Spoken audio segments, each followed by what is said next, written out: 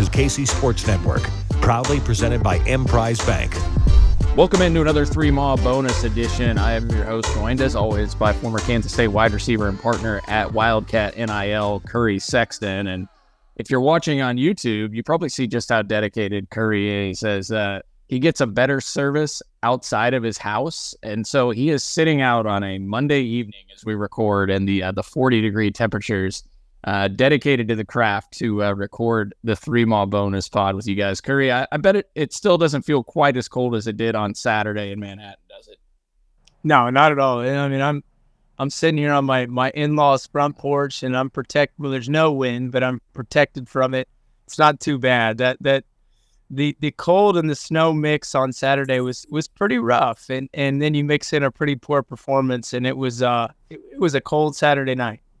Yeah, it didn't make my decision justified to drive to Manhattan quite as it was harder to justify it than probably for many folks that endured the drive and the weather conditions to get there to the game.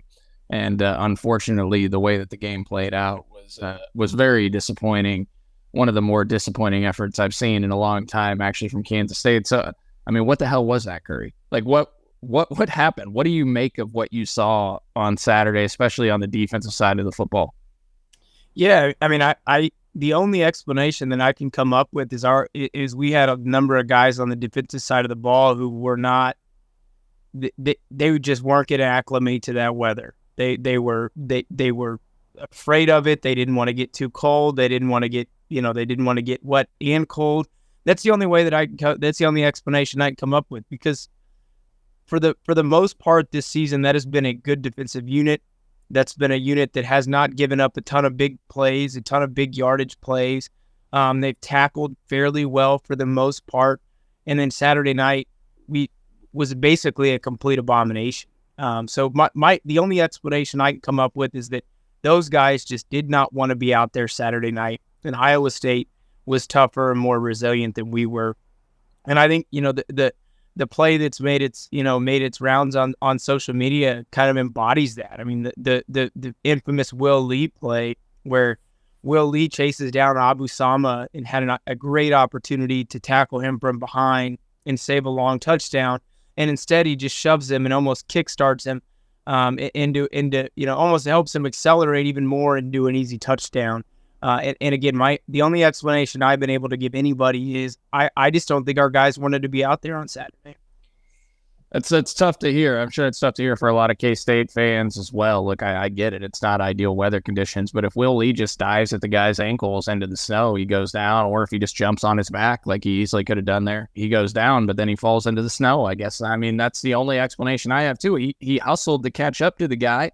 You make the effort to do that, you got to bring him down to the ground. It's a highly unfortunate play. There were a series of unfortunate plays by the defense. Curry, you and I texted after the game, and we were texting yesterday as well, and I was venting some of my frustrations. You did mention to me, though, and it kind of made me step back a little bit, that and we talked about this at the tailgate before the game. Shout out to Holiday Distillery and Wyatt and 360 Vodka making some awesome drinks over on the west side of the tailgate for all of our KCSN 3-Mile listeners. We really appreciate Wyatt and Holiday Distillery. It was an awesome time. And you came by the tailgate. You brought a couple former players, Ryan Mueller, Zach Nemechek, and some other guys came by. It was a lot of fun.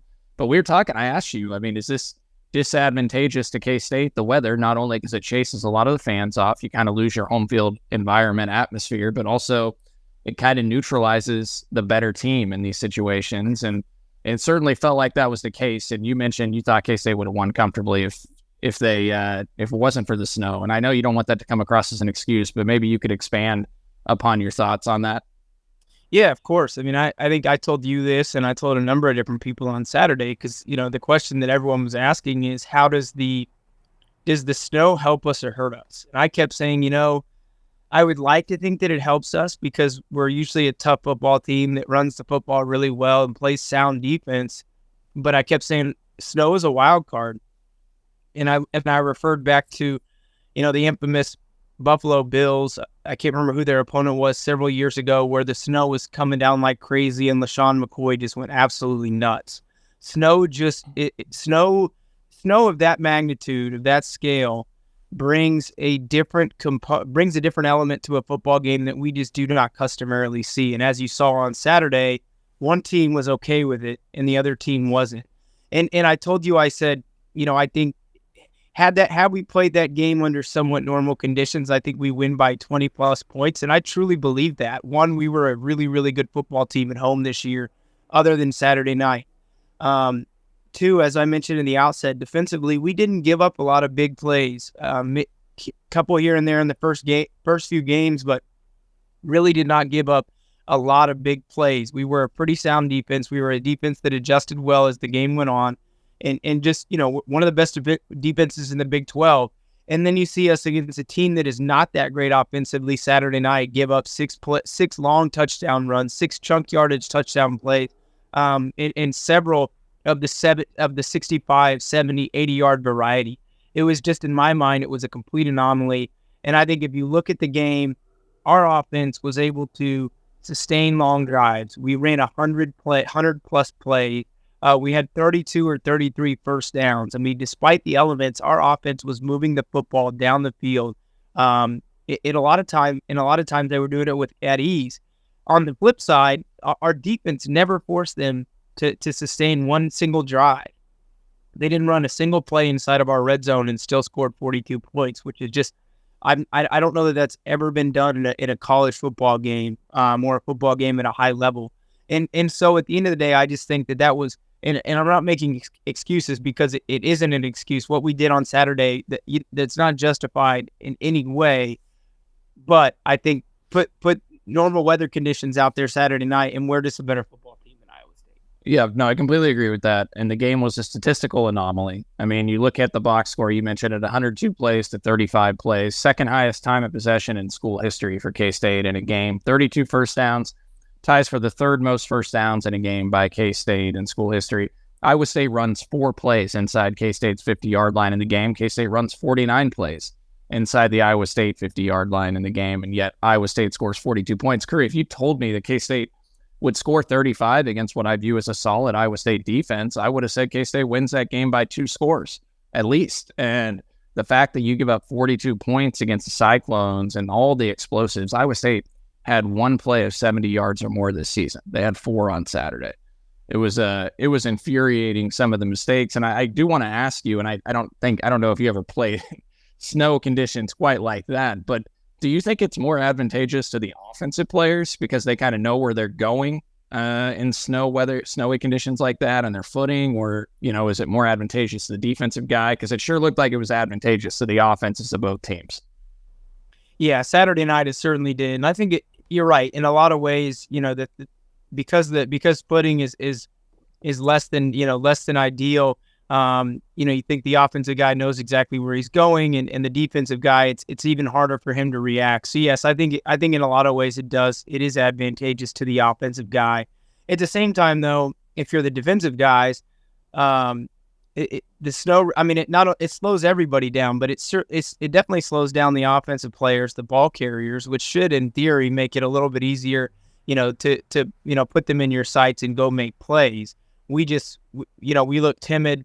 We struggled to tackle, even when we were in the right spots. And at the end of the day, that lack of a desire to make plays, that lack of a desire to be uncomfortable is ultimately what lost us that football game.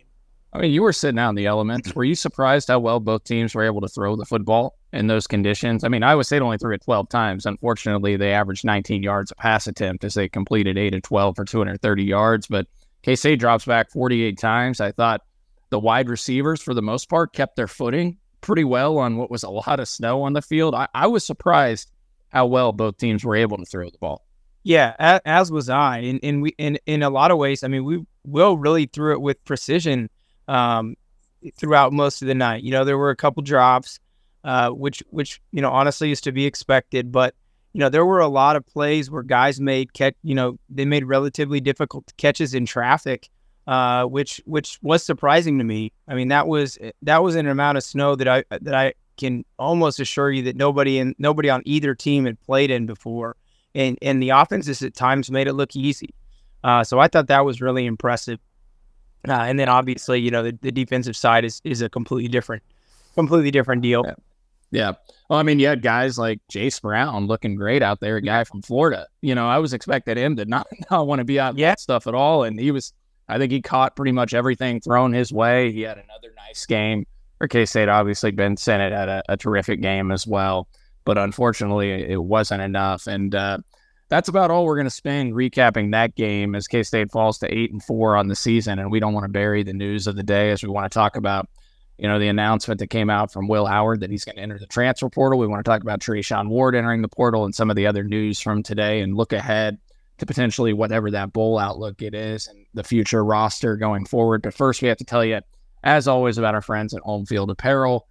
Go get stocked up with the 40-plus K-State items they have on their website. They've got over 100 schools to choose from, but I imagine most of you, unlike DY, are shopping for a lot of K-State stuff. DY's got every school, it seems like, known to mankind. Was rocking an Hawaii rainbow shirt from Home Field on today's podcast as we recap the Iowa State game. Go check them out. Check out all the K-State items. They got a sweet lavender bomber jacket with Pennant Willie on there as well. They got tons of hoodies. Their hoodies are the most comfortable hoodies that I own in my closet. And you can score 20% off as they still have their Black Friday sale going on right now. So go to their website and enter Black Friday, and you'll get 20% off. Check it out. It's even better than the 3 Mall 23 15% discount. So go take advantage of that. Right now, get over to homefieldapparel.com and support them as they support us on 3 Mall. Thanks for listening to KC Sports Network. Make sure you download our new app. Find it on the App Store or Google Play. Just search KC Sports Network. All right, so the news of the day, Curry, and probably the news here as we head into not the offseason as the bowl game still remains on the table, but with the era of the transfer portal, you get a lot of these announcements just a day or two after the regular season concludes. And we got that today. A lot of guys announced across the country that they're entering the transfer portal. K-State was no different than those, other than, the headliner is Will Howard. And it's not just the headliner for Kansas State. On3 has Will Howard currently ranked as the top transfer available in all of college football. Now it's early. There's going to be a lot of other guys enter, but it would seem that Will is going to be pretty coveted. Just what do you make of the decision? Will Howard moving on, what's your initial reaction to that? And then looking ahead to Avery Johnson.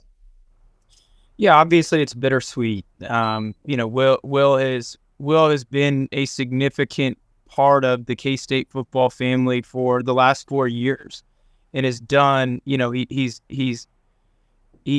gone through a lot of highs and lows, but through it all, he's maintained the utmost class. And handled things with such grace, and has been, from my point of view, an incredible teammate, an incredible person in the community, an incredible leader on the team, and obviously helped us win a Big 12 championship. And so it's always sad to see the end of an era, the end of a successful era, especially with a guy like Will Howard, who it really embodies what it means to be a K-State football player, and who battled through such adversity to really achieve a lot of great things and set a number of records at K-State. So sad to see Will Howard leave. But at the same time, I mean, this was to be expected. I mean, we all knew as the season progressed that whether Will was going to the NFL or going to transfer for a 5th year, that Will was going to move on. And so it's despite us being sad about the fact that we'll never see Will wearing number 18 or number 15 again in a K-State uniform, this was the move that was to be expected. Fortunately, our coaches have done a good job of building a roster and attracting talent, and perhaps the most talented piece on the future roster is Avery Johnson. And in today's transient world of college athletics, you can't keep extremely talented individuals on the bench, or else you run the risk of them leaving as well. And obviously, Avery Johnson is one of the most coveted recruits we've ever had, and he showed us a lot of good things in his short time this year. And so I think while it's perfectly understandable to be sad that Will is gone, I think it's also perfectly understandable to be really excited about the future with Avery Johnson as quarterback. And so bittersweet is the term that I think fits most appropriately here. I wish Will nothing but the best. He's, by all accounts, an incredible human being and a good football player. And I really look forward to cheering him on next year wherever he ends up. I think that's well said, Curry. I mean, I echo everything that you said. Will is one of the best dudes that I've ever met. We've had him on the pod 3 different times. He's a class act, and I cannot wait to watch what his journey unfolds and the success that he has at his next stop. We'll be all wishing him nothing but the best. That dude gave his all for K-State for 4 years and is one of the best teammates and leaders that you could have ever asked for. So shout out to Will Howard and Big 12 champion quarterback Will Howard. But, you and I were also texting yesterday when we knew this was coming, Curry. And I think we both thought, look, we knew Will was going to move on. And this is probably best for both parties that it happens now. And Avery Johnson gets all of the reps now in bowl prep. And they can kind of use this as a springboard to the 2024 season. And so maybe your thoughts just on that and how significant and important that is, these bowl practices for some of these young guys like an Avery Johnson, some of these young receivers like Jace Brown, Trey Spivey, and others, and just young players in general as kind of a springboard into the 2024 season.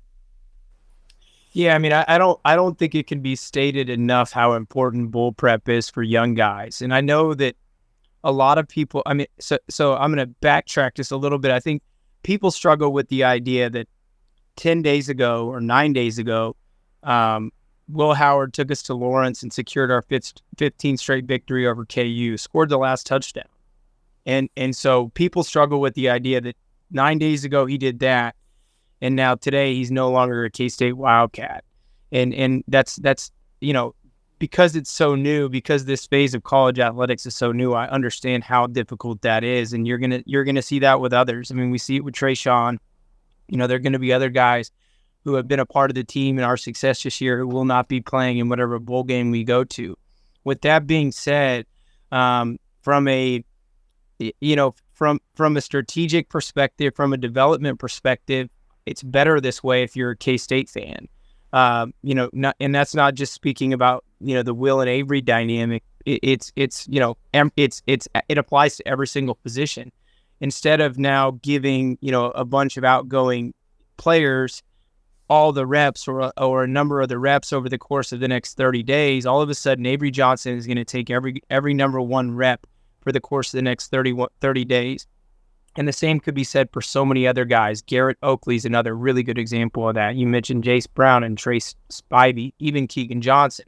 There's a number of guys who are going to get more reps than they otherwise would have because they're going to see some guys leave. And even then, even 10 years ago, prior to the transfer portal and NIL, bowl prep was just incredibly important for development because it gives you 20, 30 days of basically just good on good and just grinding out. It's almost like an enhanced spring practice. And the good thing, the good part about that for young guys is so many of these young cats have been on the scout team for the last 3.5 months. And so they've not been learning and becoming more familiar with our system. They're becoming more familiar with the systems of other schools. And now they get to refocus on how do I fit in this K-State offense? Or how do I fit in this K-State defense? And that's going to be vitally important for their success come next spring and into next fall. And so I think it's, I'm really excited about how this bowl prep season is going to help some of these young guys grow, because we have some needs that are going to have to be filled come next fall. I mean, you mentioned it too. It's not just the young guys. I mean, Avery Johnson and Keegan Johnson have an opportunity to build more chemistry together because they haven't had a ton of snaps together on the football field with Avery Johnson unleashing the football. It allows these guys to get on the same page, and build that as they head into then spring ball down the road. And it just helps that continuity factor. And then I look at like the defensive side of the football, Curry, and you've got it's Sheedy Obi Izor at defensive end, who's gotten a few snaps this year. You got a Jordan Allen, who's a very talented defensive end. They're going to be very reliant on next year as well.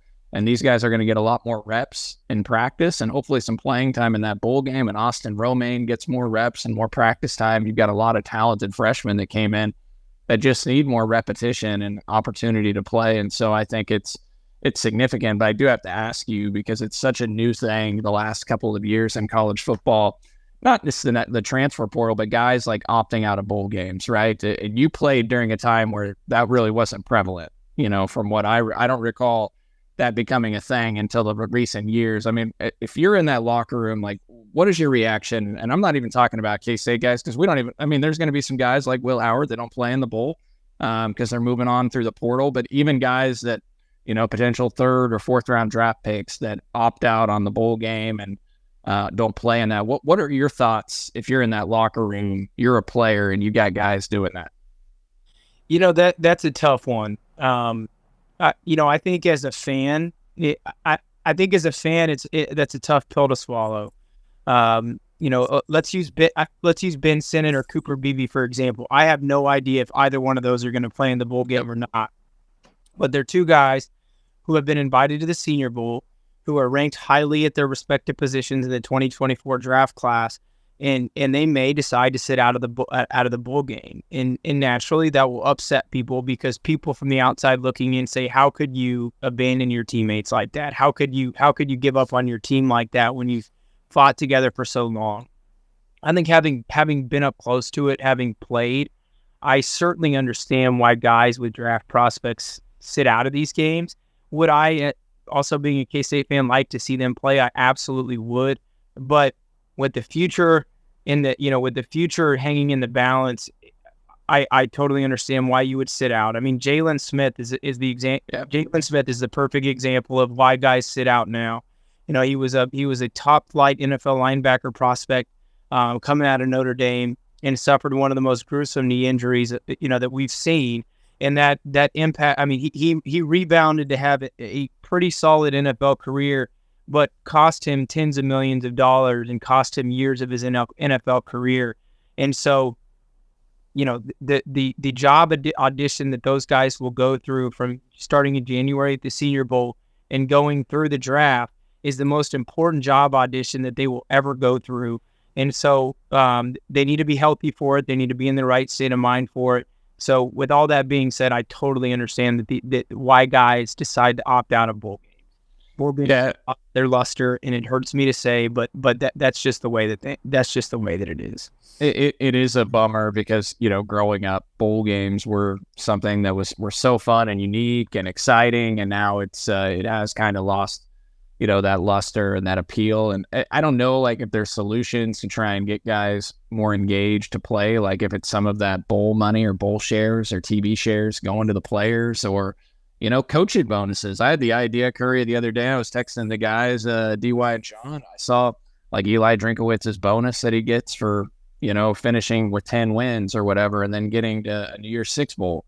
That maybe give that to the players, split it up. I mean, if they play in the bowl. I mean, I don't know. Like, I don't know what would be, if the NCAA would ever make things like that legal or not. And I just want to say also that, like, I look at a guy like Cooper Beebe and whatever he chooses to do, I'm completely fine with. Cooper Beebe put it on the line his entire career, but he put it on the line this year when he could have been a first-round pick. And he put his stock at risk to come back and play 12 games for Kansas State here in the regular season. He could have gotten hurt at any point and lost millions of dollars potentially, and he didn't care. He wanted to play for K-State one more year, help mentor his brother, wants to get in the Ring of Honor. So whatever decision a guy like Cooper Beebe makes, completely fine with, completely understand. Just appreciate the heck out of him. Appreciate some of these guys. I get it with Ben Sinnott too, and others. Like, they got millions of dollars on the line potentially. Absolutely, and you're right. I mean, no matter what decision Ben or Cooper or other guys make, I will totally understand it because you're right, they sacrificed a lot, Cooper especially. And I think, you mentioned so many of the reasons why Cooper came back. To me, one of the coolest things about Cooper Beebe, he's just such a normal guy. One of the reasons he came back is because he wants to be a high school history teacher when his NFL career is over. And he decided that, or he knew that he was going to have to do a student teaching last spring, and that it would be hard to juggle pro, draft prep and student teaching. And so he thought, if I don't do it now, I may never do it. And so that was a factor, which I just think is so cool about Cooper. But as far as the bowl games, yes, I think at some point you're going to start to see, money being used as an incentive for these athletes. That started to happen in other sports, maybe with basketball more primarily, where teams go play in a prominent game, and attached to that game is a significant marketing opportunity that includes NIL. And there's no reason that couldn't happen with bowl games. So I think that's something you'll see in the future, which will help ensure that these people, that these sponsors who are putting up a lot of dollars for the bull naming rights, will make sure that they're getting their money's worth. And I guess on your coaches bonuses front, I thought this was so funny because there's this guy on Twitter. He's a great follow, Steve Berkowitz. He's with USA Today. Yep. And he always tweets out coaching bonus updates. And Saturday night, Iowa State coach Matt Campbell will get $250,000 bonus with Cyclones reaching 7 regular season wins. And I couldn't help but laugh. And one of my best friends in the world is on that coaching staff, and I know they were all so excited to win that football game. But it is unbelievable to me that a coach like that gets $250,000 for winning 7 football games, $250,000 for establishing mediocrity. And so that just, it's an aside, it's a complete aside, but it just absolutely blows my mind, especially in a day and age where people who put that in place or who are supportive of those bonuses on the flip side will argue that student athletes shouldn't get NIL money. Yeah. So total aside. No, it's a great call out, because if you think about it, a guy, and I don't know, I can't remember exactly what Campbell's making per year, but he's pretty well reimbursed for what he's doing, right? And you would expect a coach making $3-4 million a year. You damn well better get 7 wins. Yeah, if you're making that much money. So why are you getting incentivized and getting bonuses for doing what is your job? If you're making $3 to $5 million a year, you damn well better be doing your job well enough to win 7 or 8 games. That's my thoughts, on that. So he must have one heck of an agent. Well, as you know, Curry, Iowa State hasn't, hit that 9-win mark very often or ever. So, anyways, hey, real quick on the running back front, Trayshawn Ward also entering the portal. We knew that was coming, actually. I mean, we've known for a little bit of time, but what are your thoughts on the running back position looking ahead as well? We know they have DJ Giddens back. Joe Jackson redshirted this year, talented freshman running back coming out of Florida. He's been banged up a little bit this year. Anthony Frias could come back potentially as well. Got a few snaps this year. Do you think they need to add a guy in the portal, or do you think they're comfortable, rolling with Joe Jackson and DJ Giddens at running back? Yeah, like you said, we knew this was coming. We knew Trayshawn was kind of a one-year guy, and unfortunate to see him go, mostly because he's been a productive player for us, and he brings a different skill set, but. The coaches are obviously okay with it, which tells me that they feel good about where things are headed. Obviously, DJ Giddens is going to be one of the best running backs in the Big 12 and in college football next year. So you feel really good about where things stand with him coming back. The coaches are really excited about Joe and John Price. So I think you have some good young depth there. I think they will go out and add. I don't know if that will be via the portal or if that will be JUCO. I think there's some rumors flying out there about some guys who may be entering the portal, and I think K-State will, if the right opportunity arises, we'll try to make a play at some of those guys. But yeah, I mean, it is you can be excited about the young guys, but at the same time, it may be foolish to say, okay, we have this stud junior running back, and we're going to just back him up with some inexperienced freshmen, and I don't think K-State will do that. So I'd look for us to add some guys, but at the end of the day, they feel good enough about what's there to let a 4th year, really quality running back go. Yeah, definitely. Well, we'll look more ahead to maybe like roster needs. We'll let things kind of go through the motions here over the next couple of weeks, see what happens with the roster, other guys entering the portal, additions that are made, and then we can talk, Curry, maybe before our bowl show that we'll do. It'll kind of be our last write-off before next season. That we'll do our bowl show. Curry and I will 3-mall bonus. When that time comes, probably like the week before the bowl. So we're going to take a couple weeks off. We'll let things kind of go here over the next couple weeks. We'll see other guys that enter the portal, and then we'll talk about looking ahead to the roster needs, guys in the portal, in more detail and more in depth for potentially that bowl matchup when we know it as well. But for now, we'll take a little reprieve, and then Curry and I'll have the grand finale here in probably 3 or so weeks. And I say grand finale, and certainly hopefully do this again next year. I know, Curry, you were quite the celebrity at the Holiday Distillery tailgate. Everybody everybody wanted to know where you were. They wanted you to get over there. And so, and you made it over around 5:30. I appreciate you making the trip over there because it was a lot of fun getting to hang out. But people love having you on the show. So we appreciate you participating in this. Anything new over at Wildcat NIL that our listeners need to be aware of, or catsnil.com?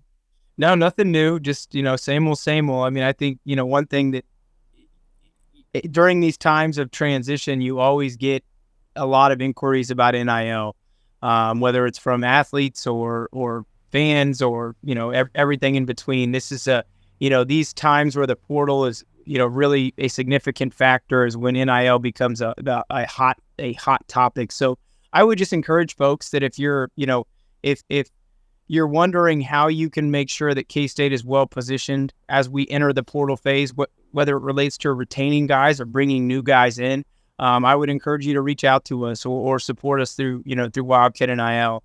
Obviously, NIL is a significant factor in recruiting and retention these days, and much, much, much better to be proactive than reactive. And so I would just encourage folks out there listening that if you're not already supporting K-State student athletes, if you have the capacity to do so, that you get involved. Yeah, absolutely. Go to catsnil.com. Check out the membership tier program. We've said it several times before, but they've got options for anybody that wants to give, and whether it's something that fits your budget or not, if it's $10 a month, it all adds up. Every dollar matters, and it's extremely important, not just, with the coaching staff bringing recruits in, but from a retention perspective. As Curry said, you want to retain as much star power as you can. You don't want guys hitting the portal and going NIL shopping, and one way to help with that is to support the great folks at Wildcat NIL with a ton of great K-Staters, Curry, Pearson, McAtee, Ryan Hennington, and others. And by the way, speaking of which, we're going to try to make something work with Pearson for basketball and do a show maybe every other week talking basketball and talking Wildcat NIL as well. So stay on the lookout for that. We hope to announce that here in the near future as we get closer to Big 12 play for Wildcat hoops, and we'll be talking some K-State basketball probably with Pearson, and give Curry a little bit of an off season as he has a second child. So good luck to you and your wife, Curry, on that front. But yeah, get out to catsnil.com, support them. And Curry, I have to say, I'm sorry, the whole QR code idea was brilliant on the Jumbotron. I feel bad that it was a much smaller crowd than we anticipated. And everybody's phones were 6 layers deep in their pocket. Yeah. I was joking with somebody from K-State Athletics. I said, can we get a rain check on that? Can we run it back? And so, yeah, I mean, the timing wasn't great, but, that's something you deal with when you live in the state of Kansas. Well, I think, a little bit of a makeup needs to be happening there. Maybe a couple basketball, maybe a couple Big 12 Saturday basketball games. We can get that on the Jumbotron. Everybody's hands will be warm. Their fingers won't be frozen, and they quickly get their phone out. Yeah, that sounds great. We're going to run it for sure. Yeah, no, sounds awesome. But, I mean, for you folks that don't need that QR code, you should just go to catsnil.com and enter that URL code into your web browser. And all the great resources and information is on there, including the membership tier program that we just talked about. So appreciate it, Curry. Appreciate Curry for braving the cold, just doing the show outside so many times this year just to accommodate all of us and make sure the show ran smoothly. So appreciate Curry, and we'll take a couple weeks off, like we said, and we'll be back to talk about the K-State Bowl matchup here later in December. But appreciate the heck out of you, Curry, and thank you all for listening to another episode of 3 Mall Bonus.